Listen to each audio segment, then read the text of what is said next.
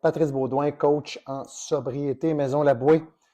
Un autre mercredi, une autre capsule. Hier, groupe d'accompagnement au-delà du rétablissement qui a lieu ici même à Labouée, à Montréal. On était 25. Belle soirée. On a parlé des 5 grandes blessures de l'enfance. Je t'encourage, t'es ancien. Si t'es jamais venu à Labouée, à aucun programme, c'est ouvert au grand public. Les semaines prochaines vont être, à mon avis, très intéressantes. La semaine prochaine, Marie-Pierre Houle viendra nous parler de santé mentale. Oui, oui, la boxeuse va venir nous parler pourquoi elle prend soin de sa santé mentale autant que sa santé physique dans le sport qu'elle pratique. La semaine suivante, donc, on va avoir maintenant Yann Vernant-Gauthier, un entraîneur privé spécialisé en nutrition, en dodo, bref, qui va venir nous parler de l'importance, évidemment, de la nutrition dans un régiment mieux-être, pas juste pour les athlètes de haut niveau, mais ce que tu manges, bien entendu, a un impact sur comment tu vis. J'en dis pas plus. Et la semaine suivante, ça va être moi qui reviens le dernier mardi du mois avec le stoïcisme. On va y aller un petit peu plus en profondeur dans un groupe qui dure le mardi soir de 7h à 8h30. Alors, l'invitation est lancée. Sujet de la capsule d'aujourd'hui. Oh boy, je me lance dans un sujet délicat. Oui, parce que c'est quand même un sujet intime, la dépendance à la sexualité ou au sexe. Sujet encore tabou, les amis. On est au Québec 2024, puis c'est encore tabou. J'ai des clients là qui me viennent me consulter pour des problématiques reliées à la sexualité. On va en parler un petit peu plus tantôt. Qui, quand ils parlent de ça dans mon bureau, baissent le ton. Ils ont peur. C'est fou. La sexualité, là, malheureusement, avec notre passé catholique, religieux, ici au Québec, puis même si tu viens d'ailleurs, si tu as été, par exemple, évidemment influencé par la religion, ben c'était un tabou. C'était pas beau. Eh mon Dieu, on peut-tu défaire ça? On peut-tu mettre ça aux poubelles, cette croyance-là? Bref, capsule de 8-10 minutes, fait qu'on ne pourra pas élaborer sur tout le sujet de la sexualité aujourd'hui, mais je veux spécifier mon discours sur la dépendance. Ça ressemble à quoi la dépendance à la sexualité? Ben, premièrement, ça va dépendre de chacun de nous. C'est quoi qui est considéré comme abusif, compulsif, obsessif? Parce que c'est ça les 3 grands éléments d'une dépendance. Obsession, trouble obsessif compulsif. Je suis obsédé, je suis envahi par ça, ça vient déranger mes activités au quotidien. J'ai des comportements qui commencent sexuels, qui commencent à me causer des problèmes dans ma vie, qui viennent à l'encontre de mes valeurs. Alors, c'est à chacun d'entre nous de définir ça. Il n'y a pas une définition précise. Ce n'est pas un diagnostic, la dépendance sexuelle. C'est à chacun d'entre nous de regarder ça en face et de dire, ma sexualité me convient-tu? Peut-être qu'on ne s'est même jamais posé cette question-là. C'est fou, hein? Fait que la dépendance se construit sur la même, sexuelle, sur la même base que n'importe quelle dépendance. Les scans de cerveau nous démontrent que le cerveau ne fait pas de différence dans un comportement dépendant avec ou sans substance. Il réagit de la même façon. C'est fou, hein? Alors, la dépendance sexuelle, c'est la même chose. C'est construit sur recherche de plaisir instantané ou gratification instantanée qui va se transformer en ritualisation, en habitude. Hein? Ça va devenir sur le pilote automatique.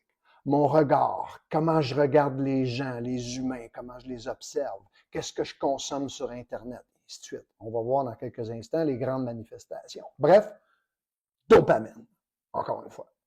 On a le piton collé avec l'utilisation de nos organes sexuels et de notre corps sur le piton de la dopamine. Bien sûr. Et c'est pour ça qu'il y a une progression, parce qu'il y a accoutumance. Le cerveau s'adapte, comme dans n'importe quel comportement dépendant, avec ou sans substance.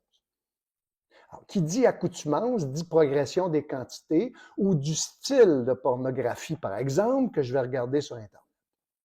Combien de fois j'ai entendu dans mon bureau des gens qui m'ont dit « Je m'étais juré de jamais aller voir ce type de pornographie-là, puis j'ai franchi à un moment donné la ligne. » Il y a plein qui m'ont dit ça.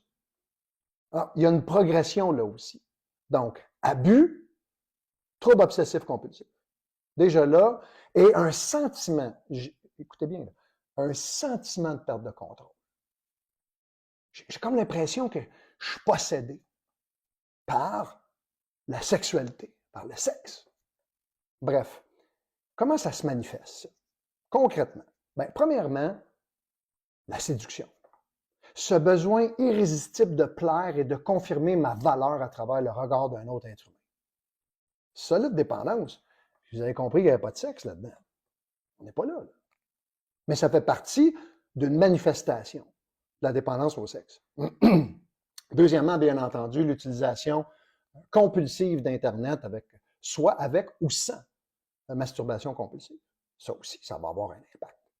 Se masturber 3 fois par jour, ben, c'est sûr que ça va avoir un effet sur ta vitalité, ton énergie, puis ta capacité de vraiment réaliser ta vie. Vous comprenez que ça a un impact sur l'ensemble des activités de ma vie. C'est ça le trouble. C'est ça le problème. C'est que ça vient impacter ma vie. C'est pas nécessairement l'homme ou la femme que je veux être. Right? Alors, partenaires multiples, difficulté à s'engager dans une relation. Encore là, il y a zéro jugement de valeur. C'est à chacun d'entre nous de définir notre sexualité. Moi, j'ai rien à dire là-dessus. Je fais juste dire que quand ça commence à causer un problème, quand ça commence à avoir un impact dans les différents domaines de ma vie, et surtout que je me manque de respect comme être humain par rapport à mes valeurs, là, il y a un problème. Je veux insister sur une des manifestations, les escortes, mais aussi les escortes via OnlyFans. C'est fou comment ça a pris de la place. J'ai des jeunes hommes qui m'arrivent dans mon bureau, 19, 20, 21 ans, pris là-dedans. On est dans des relations virtuelles, on n'est pas dans la réalité. OnlyFans aussi, c'est quelque chose d'un peu plus spécifique par rapport à la pornographie, parce qu'il y a un autre être humain derrière ça, et on a le sentiment, encore une fois, l'impression d'être en relation. C'est pas tout à fait vrai. L'infidélité, les relations extra-conjugales, même si on n'est pas marié, ça aussi, ça peut causer du trouble. J'ai vu ça à quelques reprises, encore une fois. Bref, ça, c'est quelques manifestations. Il y en a plein d'autres, mais je voulais insister là-dessus parce que j'ai à peine 8-10 minutes pour parler de ça. OK, fait qu'on continue. Pourquoi on abuse? Pourquoi la sexualité? On peut abuser de ça. Pourquoi on va tomber dans cette trappe-là?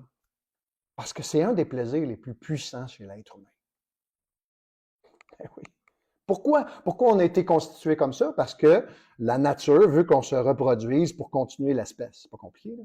Mais on a perverti. On a perverti. C'est ça que ça sert, ce mot-là. Là. On a transformé l'instinct sexuel à nos propres fins. Pour fuir, pour pas se sentir, pour geler, pour aller chercher son excitation extrême dans le plafond. Puis on se comprend-tu que la sexualité, c'est toujours disponible? C'est là. Maintenant.